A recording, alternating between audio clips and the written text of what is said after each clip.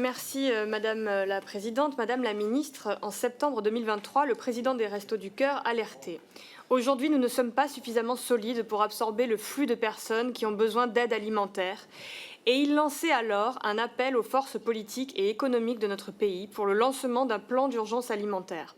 Le budget des Restos du Cœur pour les achats alimentaires a doublé depuis 3 ans, ce qui a conduit l'association à réduire leur nombre de bénéficiaires, c'est-à-dire à refuser du monde pour la première fois depuis sa création en 1985. La situation était si inquiétante que le président des Restos du Cœur envisageait une fermeture de l'association sans réaction politique rapide. Depuis, chaque hiver, il y a une incertitude sur la capacité des associations de distribution alimentaire à pouvoir répondre aux besoins grandissants d'année en année. Cette inquiétude sur la capacité à assurer une action pérenne, sur la possibilité même de se maintenir sur du long terme, est le lot de quasiment toutes les associations dans la France néolibérale de Macron. En effet, le budget alloué aux associations diminue d'année en année. Pourtant, les associations répondent de plus en plus à 2 enjeux, qui sont aussi 2 contraintes. Elles remplissent des missions d'intérêt social, économique, écologique, de solidarité, bref, des missions d'intérêt général, et pallient le désengagement de l'État dans ce domaine. Par exemple, les Restos du Cœur qui viennent en aide aux personnes ne pouvant pas manger à leur faim, problème qui devrait être géré par les services publics. Pire, l'approfondissement des politiques néolibérales entraîne un cercle vicieux. Elles augmentent le nombre de pauvres en France et donc le nombre de personnes ayant besoin des associations. Et dans le même temps, l'État diminue progressivement les ressources dont les associations ont besoin. Le contexte est le suivant. La France dépasse chaque année le record de taux de pauvreté. En 2023, il était de 15,4%. C'est le plus haut niveau depuis le début du décompte en 1996. Au total, on peut avancer un chiffre de 11,8 millions de personnes pauvres en France. Et dans le même temps, le tissu associatif en France, c'est 1,4 million d'associations, 20 millions de bénévoles, 11% de l'emploi privé. Et ils et elles permettent l'organisation d'activités de loisirs, sportives, culturelles, l'accueil des jeunes ou pour des activités périscolaires, mais aussi l'aide aux plus fragiles, la solidarité, la protection des droits, la lutte contre les exclusions. Alors je vais citer l'exemple d'une association d'éducation populaire de quartier à Montpellier, où je suis élue, qui disait, alors que je leur disais qu'on allait avoir ce débat sur la politique d'État nécessaire pour les associations, elle disait « On est dans une logique marchande qui va valoriser le quantitatif alors que les associations, par définition, ne font pas du quantitatif ».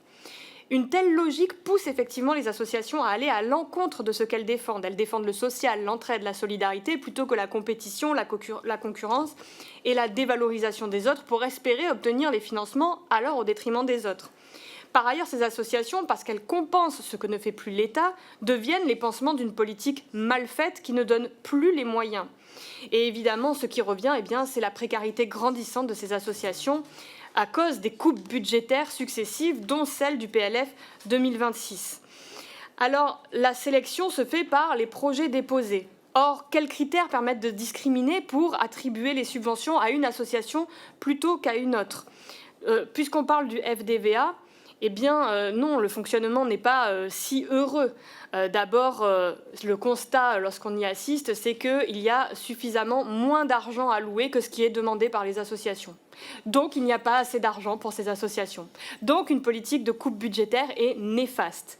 Alors, comment on fait pour discriminer ? Bien souvent, il y a un type d'association ou un type d'action qui va être fléché. Et donc, pour pouvoir répondre à ce fléchage, les associations vont artificiellement répondre. Par exemple, si on demande qu'elles fassent du numérique, répondre à une demande en numérique qui n'est pas forcément celle qui est la demande ou les besoins des bénéficiaires de ces associations.